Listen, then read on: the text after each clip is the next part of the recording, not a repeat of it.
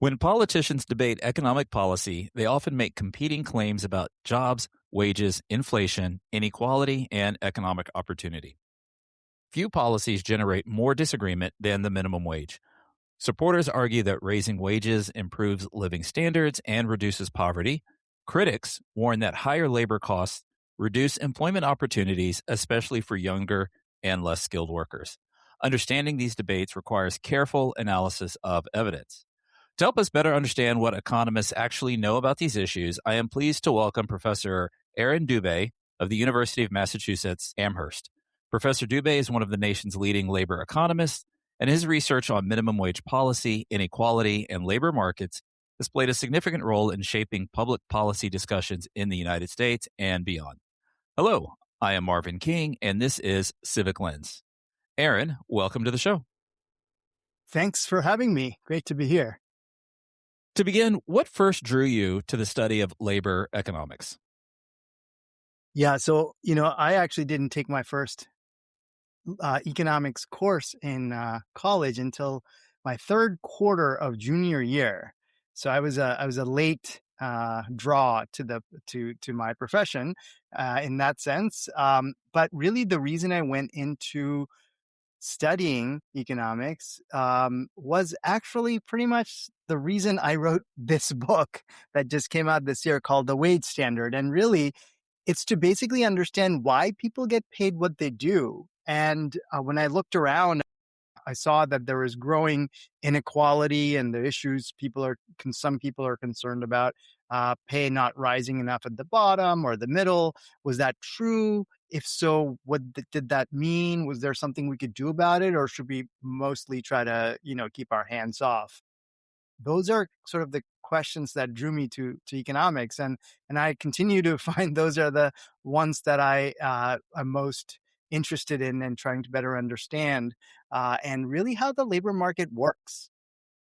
When most people hear the phrase labor market, what does that actually mean?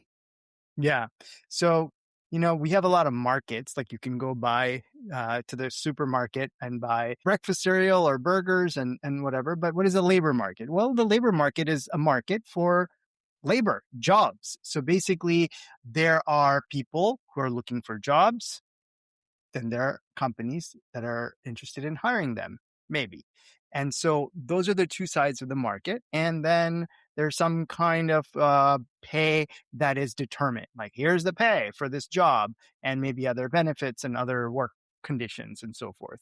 So that is the way we think about what a market is. But then the question becomes, how does the pay actually get determined? And what's interesting is that economists have really evolved in our thinking about that question, which is really like a foundational question, right? Like, what determines pay? So one strand of thought is that, well, pay is largely determined by forces of supply and demand. There's supply of workers, there's demand for workers. When supply is high and demand is low, pay is lower because workers are plentiful and jobs are not, versus when there's a lot of demand for workers, but not as much supply, maybe pay is higher. But based on that, then you can start thinking about, why are some people paid more than others? The answer from that perspective has to be that there's something that they're adding in terms of value to the production that makes them more valuable. So higher skills. Then so higher wages for some people and lower wages for others then becomes a question of skills. And so maybe if there's increasing inequality or high degree of inequality in pay gaps between those at the top and the bottom, well, maybe we need to make sure more people get a college degree or higher skills in some other way. So that's one perspective, and there's a lot of value to that perspective. However, it turns out it's incomplete, because it turns out there's a lot of difference in pay for even similarly skilled workers. There is such a thing called good jobs and bad jobs, and some companies will end up actually paying lower wage for similar workers for similar work. Now, the question is, how could that be? Isn't a well-functioning market going to lead all the workers getting paid lower to just bolt and go get a better paying jobs. And this really begins sort of in the beginning of the analysis of what there's a funny word for in economics. It's called monopsony. It's a funny word, but the idea is simple. The idea is that actually the way the markets end up working gives a degree of pay setting or wage setting power to employers. So they have some choice, some discretion. For example, it turns out UPS and FedEx, very similar type of company doing similar industry, doing similar workers. UPS actually pays substantially higher than FedEx. Another example, Target and Walmart, both large, major retailers. Turns out Target actually pays substantially higher than Walmart, even in the same areas and locations. And so these kind of differences really then start to really raise the question, what prevents the workers from actually just going to the better paying company? And it turns out there's a lot of what we call in economics frictions, things that prevent that sort of hypothetical, hyper competitive market force from making sure everyone gets paid their contribution, which is one of the suppositions of this theory of competition.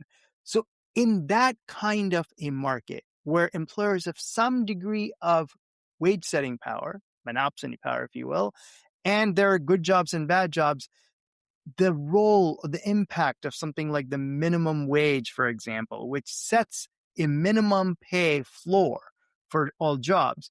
Well, it turns out that can have a very different type of impact than in a pure supply and demand story.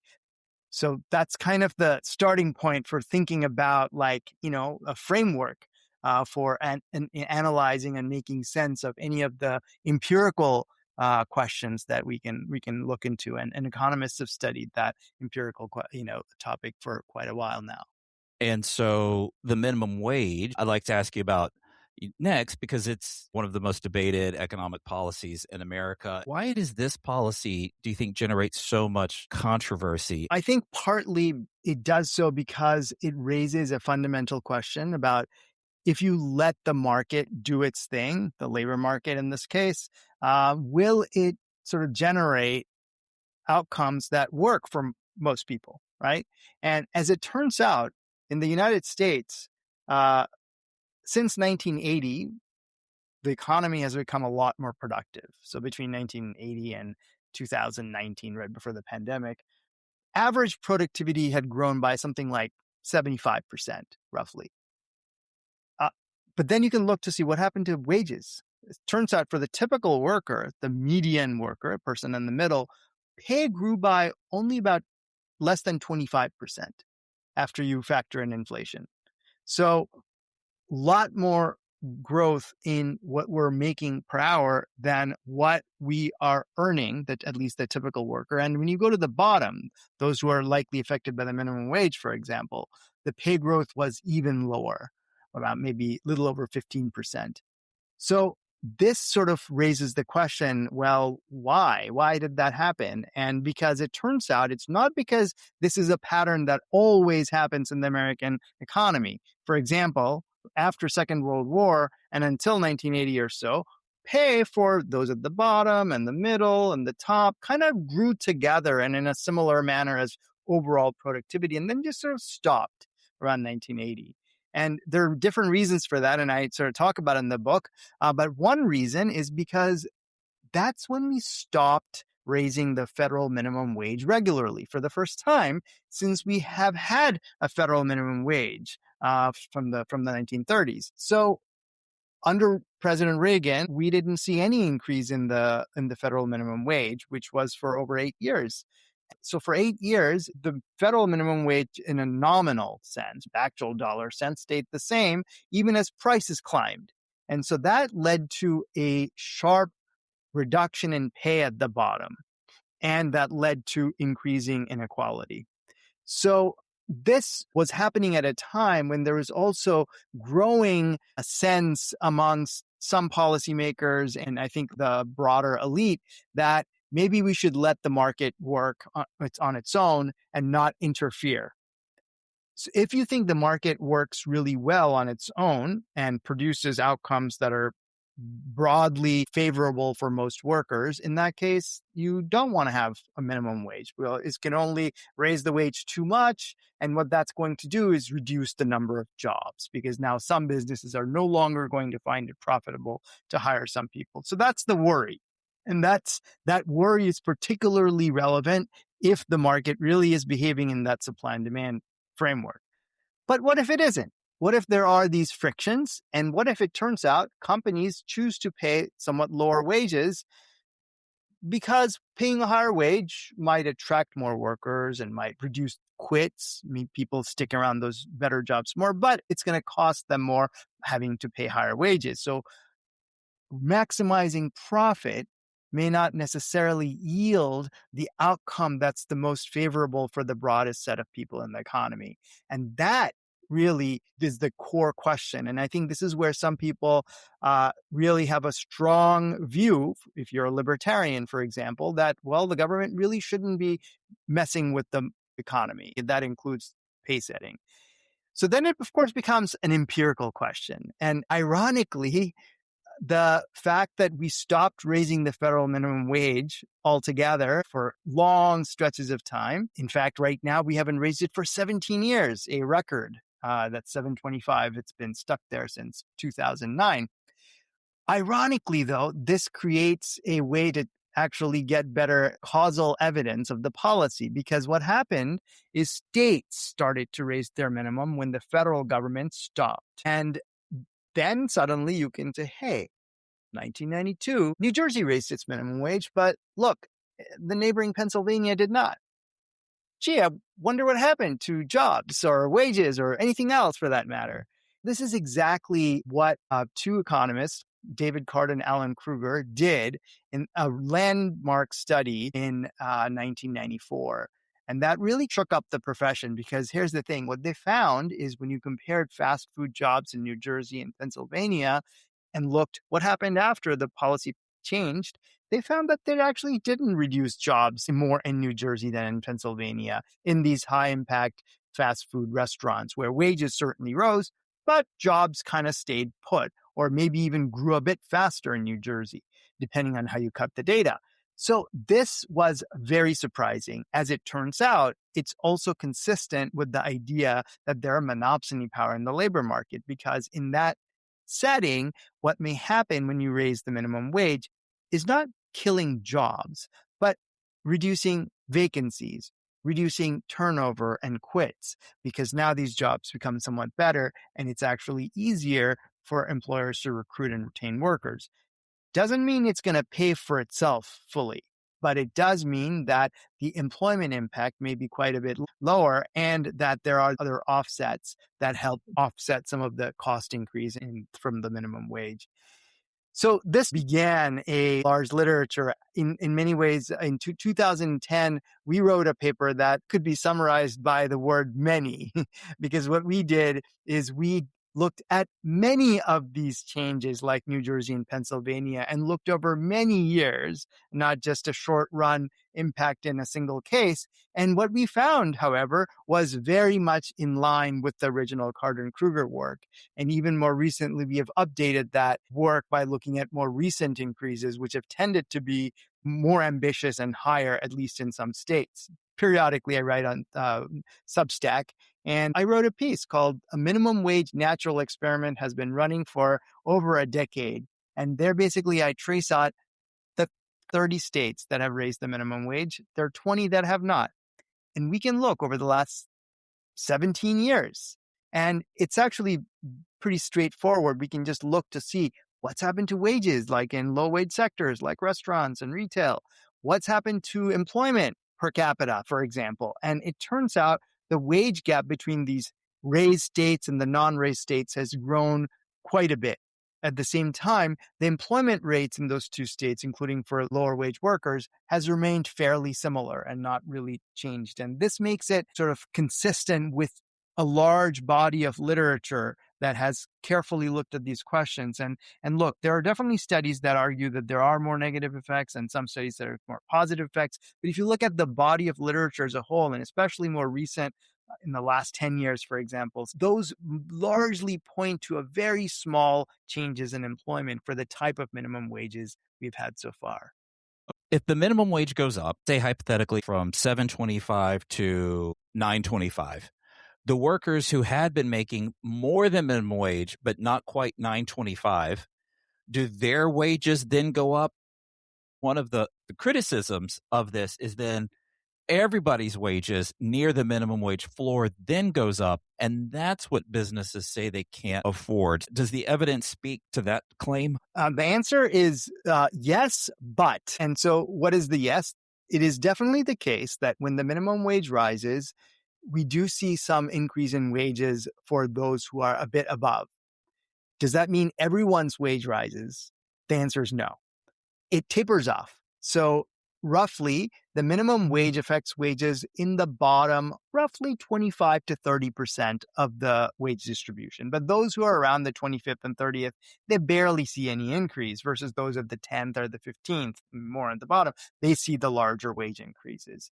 So yes, there is some what we call spillover, and the spillover contributes to why minimum wages actually do affect wages. In some ways, that's part of the design, and that's a feature, not a bug, if you will. But if it had enormous spillovers, then then basically we would raise everyone's wage. That would be much harder for the economy to just simply absorb. So, are there any groups of workers who are more likely to benefit from a minimum wage increase? Who's your typical minimum wage worker that might Right. want to see Yeah. this increase? Yeah. So the one thing is the typical minimum wage worker tends to be somewhat younger, but not, sometimes people think that means that most of them are teens. And that's not true. Teens are not, they're less than a fifth of the minimum wage workforce and has been falling over for many years, but they tend to be in their 20s and 30s. So that's kind of so maybe starting their own, starting a family and with kids sometimes. And these are people who are often struggling because there's a lot of challenges, especially if you're a low wage worker and trying, in that age group and trying to start a family. That's tough. And so this is where these are often people who are affected.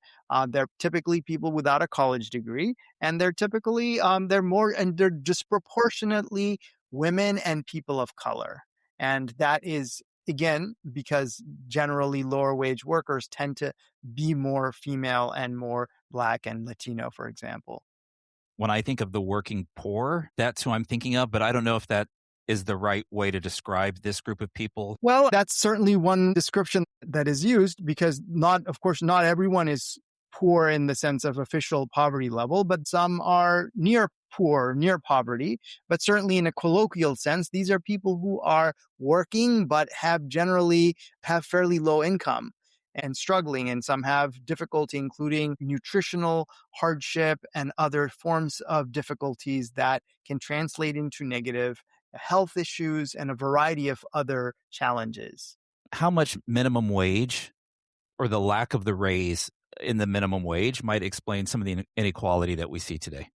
Yeah, so there's been a substantial body of work, and here there's a lot of agreement that the minimum wage, especially sort of the failure to raise the federal minimum wage, has contributed substantially to inequality, in particular what we call the bottom half inequalities. If you think about those at the bottom compared to either the top or the middle, that the bottom has really fallen off in many states. So those 20 states that basically hasn't seen any increase in the minimum wage for over a generation, the lower, the folks at the bottom, in the bottom quarter or the third of the distribution, those wages are substantially lower than they would be. And that's contributed substantially to inequality.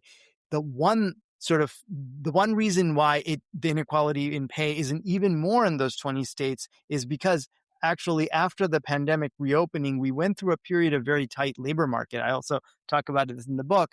And tight labor markets actually do tend to raise wages at the bottom, especially. And it did. We actually lowered pay inequality at least over a few years period during that time. If it weren't for that episode, the pay gap between the top and the bottom would be even larger today than it is. But certainly, if you look at the period after 1980, we have seen a lot of inequality, and there are different causes of it, like including what's happened to the top pay. Those are different from minimum wage. However, when it comes to the bottom pay, part of the inequality increase, the minimum wage has played a very important role. But unionization has played also a role in reducing pay in the middle, but the minimum wage is probably one of the most important institutional explanation for why inequality has risen in the United States. Here at a college campus, you've got a lot of students who are about to graduate, they're about to enter the workforce. If there was a stat that one thing that they should pay attention to like think about their own labor prospects, what is one thing that you would say, here's what you should pay attention to kind of understand maybe how the labor market might be affecting you personally Yeah. and, in terms of mobility? Going back to one of the things I mentioned about the tight labor market, one of the most important panaceas or it's corrective to this monopsony power, it turns out, is a tight labor market. And one of the best measures of how much leverage workers have in a market is the quit rate. What share of workers are voluntarily quitting and taking jobs? Because that is exactly the mobility, the job ladder that really is critical for a well-functioning labor market. And, we actually have had somewhat higher quit rates post-pandemic, but that has now in the last year come down quite a bit, which is worrisome. So especially as we enter the market and look to see, is this a healthy market? Is this a market where I'm going to have some leverage? If I had one statistic I would point to, that would be the quit rate. And this is why I'm somewhat worried about where the labor market's going right now, because the quit rate now has come down substantially below even where it was in 2019.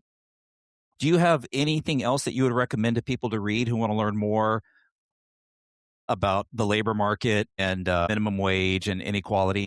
Yeah, so I sort of write blogs on Substack. I have a number of different sort of short pieces if that's interesting. If you go to, there's also a bunch of videos if you would rather, watch, not read. www.thewagestandard.com goes to a page which has a bunch of stuff, including videos and YouTube links and so forth. But yeah, so those are things that I can quickly point to for, that I've sort of helped try to tell the story of what actually happens in the data. I think that's super helpful, and we'll get links to all of that. Arin Dube, professor of economics from the University of Massachusetts, Amherst, really appreciate your time. Thanks for having me.